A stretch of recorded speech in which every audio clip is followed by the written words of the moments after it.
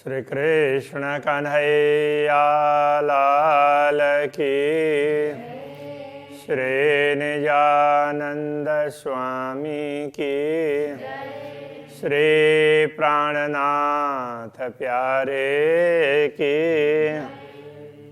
मैं तुम्हारा माशूक, तुम मेरे आशिक, और तुम माशूक में आशिक। ए मैं पुकारिया माहे खलाक, ए मैं पुकारिया माहे खलक। श्री कृष्ण कन्हैया लाल की। पूर्ण ब्रह्म परमात्मा ने यथार्थता बता दी कि मैं परमात्मा हूँ, तुम्हारा प्रेमी हूँ, तुम हमारे अनुरागिणी हो, किंतु दुनिया में मैं तुम्हारा अनुरागी बनकर के तुम्हारे पास में आया हूँ। ये दुनिया के लिए है को नाई कीजिए, सो तो कबू न होए। जो है यथार्थ बात है, सत्य है, उसको असत्य मानना अथवा शाश्वत को नश्वर समझना वो कभी संभव नहीं है। नाई को है कीजिए, जो अशाश्वत है, नश्वर है, उसको शाश्वत समझे, सो कर न सके कोई, वो कोई कर भी नहीं सकता है। जो झूठा है उसको सत्य नहीं बना सकता, और जो सत्य है उसको झूठला नहीं सकता। हका पकाजी होए बैठसी, सो क्या सहुर न किए सुकन्ना। जब पूर्ण ब्रह्म परमात्मा प्रकट होंगे और न्यायाधीश बन करके बैठेंगे, सबका न्याय करेंगे, तो क्या उन वचनों को कभी विचार नहीं किया? उन वचनों पर ला शरीक न बैठे किन में, ना कोई वायदत बिना। ला का मतलब मत, शरीक समान, उसके शरीक है, गुजराती में बोलते हैं ना, तो उसके समान तो कोई ऐसा होता ही नहीं है किसी में। तो उनके परमात्मा के समान तो कहीं ऐसा कुछ हो ही नहीं सकता है, और कोई उस तरह से बन करके बैठ ही नहीं सकता है।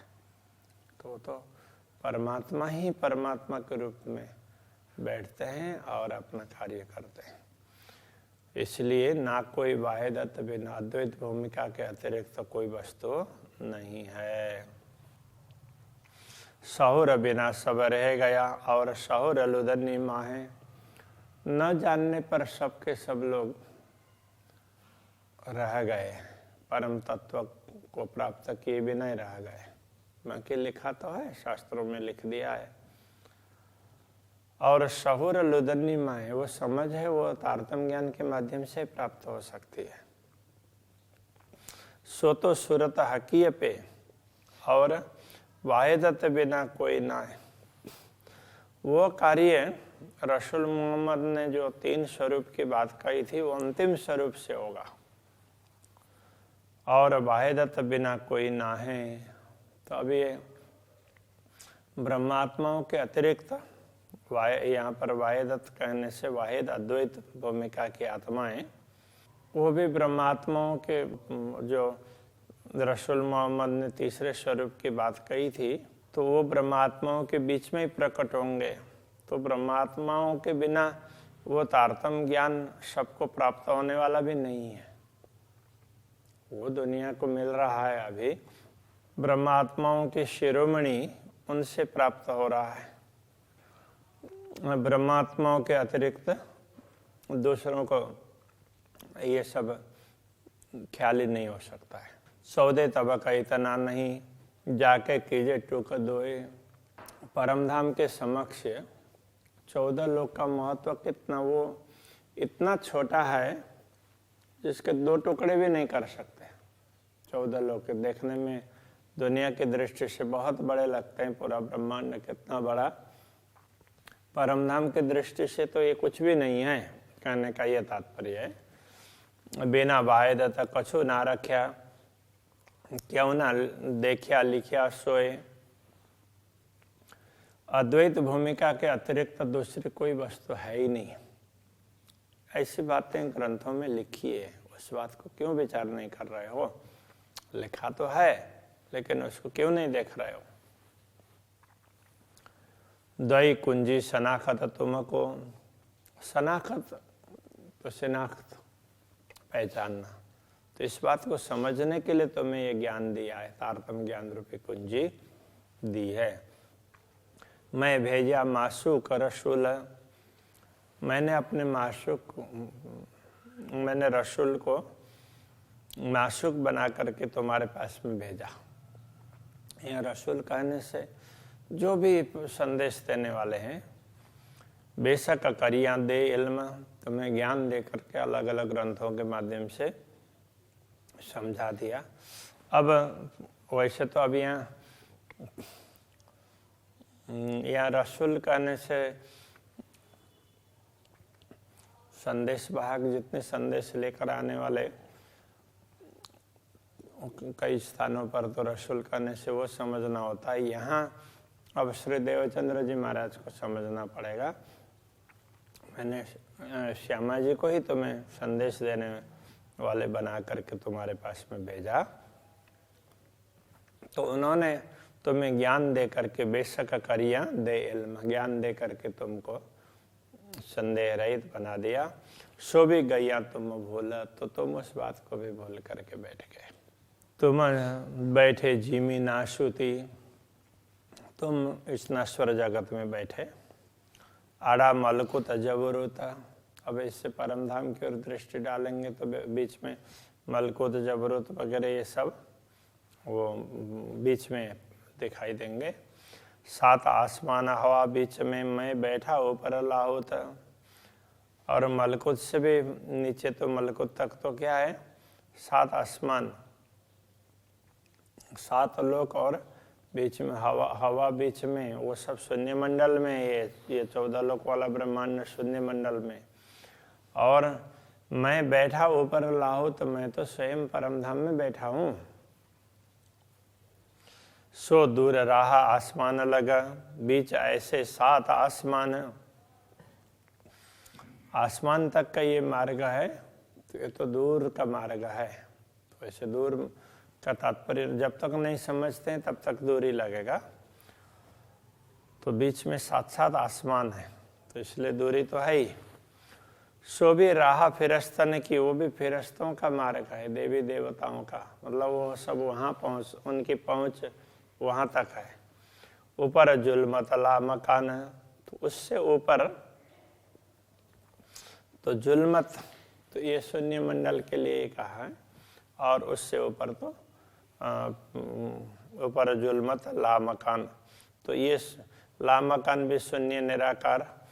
तो ये देवी देवताओं की शुद्ध है, वो भी इसमें ये सात आसमान तक ही है। 14 लोक में 7 लोग ऊपर के हैं, वहीं तक ही है, और उससे आगे तो शून्य निराकार है। तो ये तो इसमें तो अब डिटेल में जाएंगे तो सारे अष्ट आवरण वगैरह उसके बाद की बात होती है, किंतु सामान्य रूप से यहाँ पर समझाया। नूर मकान हुआ तिन पर, राह चले ना नूर पर। तो शून्य निराकार से आगे तो नूर मकान, अविनाशी धाम में अक्षरधाम, और अक्षर से परे अक्षराते तक राह चले ना नूर पर। नूर से परे कोई जा नहीं सका, किसी का गम नहीं हुआ। जित पर जले जबराइल, जिब्रिल फरिश्ता के भी जहाँ पर पंख जलते हैं जिधर जाने से, तो उधर वो जा नहीं सकता, ऐसा कहा गया है। तित वजूद आदम पहुँचे, क्यों कर वहाँ तक मनुष्य की आकृति वाले लोग कैसे पहुँच सकते हैं? ये मनुष्य की आकृति से भी ये मनुष्य शरीर धारण करने वाले आदम के वजूद, तो वो कैसे पहुंच सकते हैं? तो ये शरीरधारी साधारण मनुष्य वहां तक कैसे पहुंच सकते हैं? तब पहुंच गया मेरा माशूक, वहां तक तो मेरा माशूक वही पहुंचा है।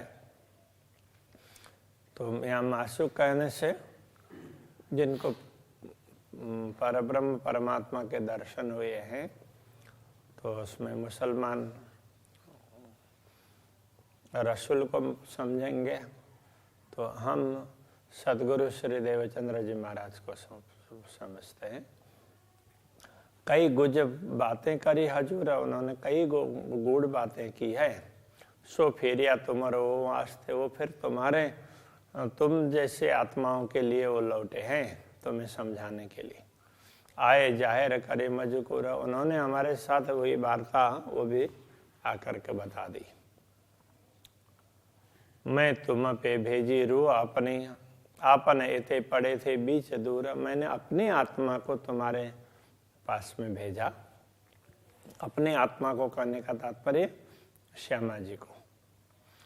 आपन पड़े थे बीच दूर, आपन एते पड़े थे बीच दूर, हम इतने दूर उसमें थे, हमारी इतनी दूरी बन गई थी।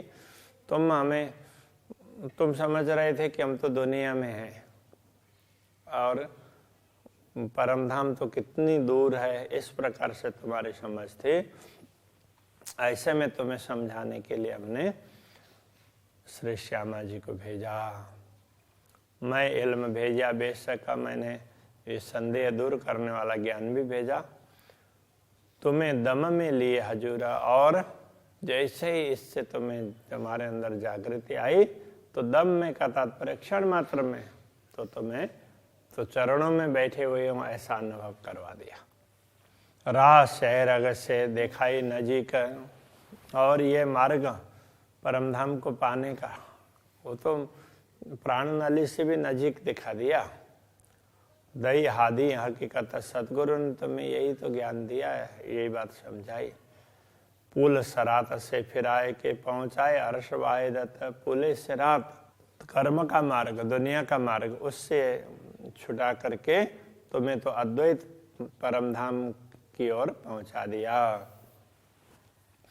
ऐसे परदेश में बैठा है कि इन विद लिखी गुहाए, ऐसे परदेश में बैठा करके तुम लोगों को इस प्रकार से साक्षी दी। तो दुनिया तुम्हें लग रहा था हम दुनिया में बैठे हैं, तो तुम्हें समझाने के लिए अलग अलग ग्रंथों की साक्षियां भी भेजी। इन धनी की गुहाई ले ले, हाय हाय उड़त न अरवा है।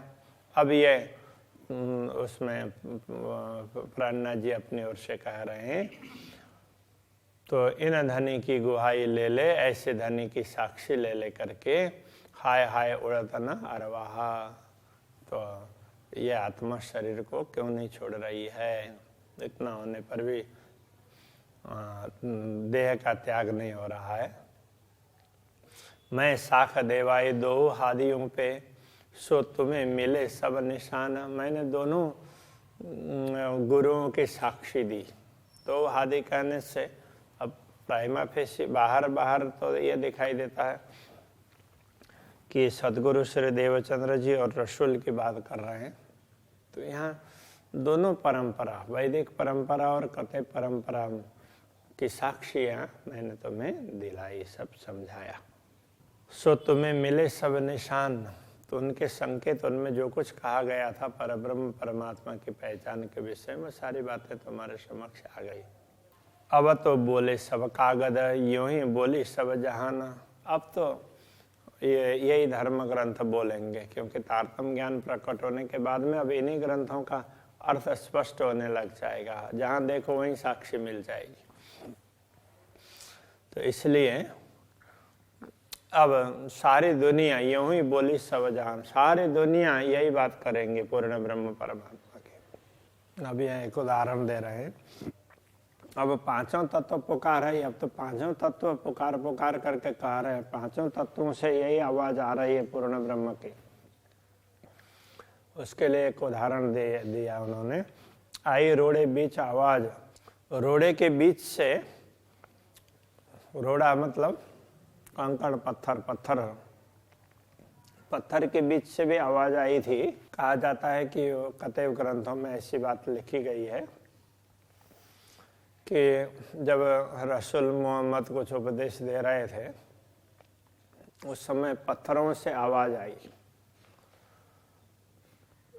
वैसे मूल बात तो ये दूसरी है। मोसेस, जिनको मूसा पैगंबर कहते हैं ना, तो उनको परमात्मा ने एक शक्ति दी थी और एक उसको क्या बोलेंगे, एक लट्ठी दी, लकड़ी दी थी। तो उसमें तुम जहाँ भी इसको पटको उसके इससे ऐसे मारोगे तो फिर तो उस समय तुम्हें उसमें कुछ न कुछ ज्ञान मिलेगा। जब तुम्हें ज़रूरत पड़ेगी तो ऐसे करना तो तुम्हें मार्गदर्शन मिलेगा। फिर बाद में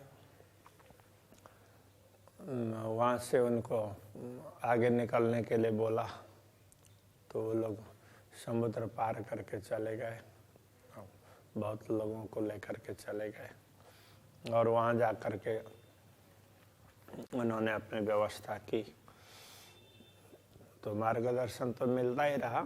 अब उनको कहा गया कि देखो तो ये 3 मूर्तियाँ बनाओ इस प्रकार से, पत्थर उसमें से। अब उस समय वो लोग इतने उसके नहीं थे तो उन्होंने जैसे तैसे वो मूर्तियाँ जैसे पत्थर के ऐसे उसमें बना दिए। तो फिर बोला कि उसमें से अब आवाज़ आएगी, उसमें से तुम्हें ज्ञान मिलेगा, प्रेरणा मिलेगी। तो 3 को ये चिराग क्या कुछ बोलते हैं, तो उसमें से ज्ञान मिलेगा।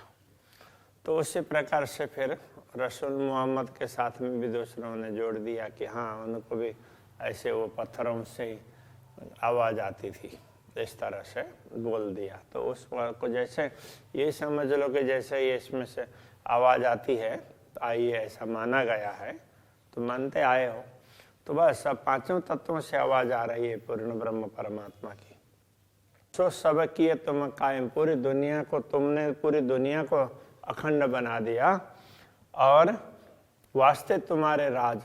तो अपने राज्य के लिए कहने का तात्पर्य ये, जो दुनिया तुम्हारे कारण से अखंड होंगी वो तुम्हारी पूजा करेंगे और तुम्हारा वहाँ पर तुम्हारा ही वर्चस्व चलेगा, ये बताना चाह रहे हैं।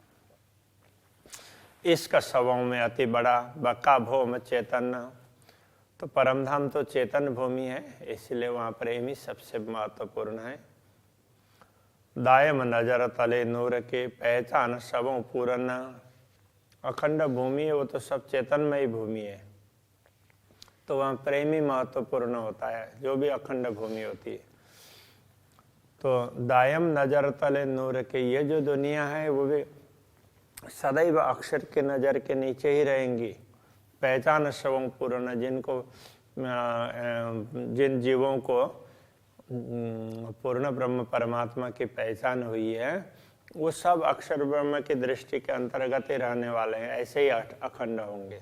सो ए करे तुम्हारी बंदगी, सो ए करे ऐसा है, सो ए करे तुम्हारी बंदगी, ये सब तुम्हारी बंदगी करेंगे। यही इन्हों जिक्र, इनका जिक्र यही है, कहने का तात्पर्य बस ये तुम्हारा ही नाम लेते रहेंगे। इन्हों सिरा हक एक तुम ही, इनके सिर पर तुम एक ही परमात्मा तुम ही हो और कोई ना, वायदत बिगड़, और अद्वैत भूमिका के अतिरिक्त फिर कुछ रहेगा ही नहीं। वो सब ये सब अद्वैत भूमिका में अविनाशी में रहेंगे। एक कायम सब आगे ही किए तुम हादिर हूँ वास्ते, इन सबको तुम श्यामा जी और ब्रह्मात्माओं के लिए मैंने पहले से ही इनको अखंड होने की, दुनिया को अखंड करने की व्यवस्था भी कर दी है। जो देखो अंदर विचार के तो रूह शायद देवे, यदि तुम अंदर से विचार करोगे तो आत्मा तुम्हारी साक्ष्य, तुम्हें इस बात की साक्षी देगी। श्री कृष्ण कन्हैया लाल की जय। तो रूह शायद देवे, तोरुव सायदी देवे कायम सब आगे ही किए कायम सब आगे ही किए तुम हादी रूहों वास्ते जो देखो अंदर विचार के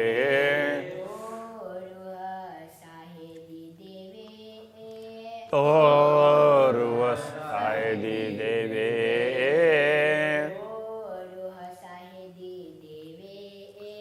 तो रूह सायदी देवे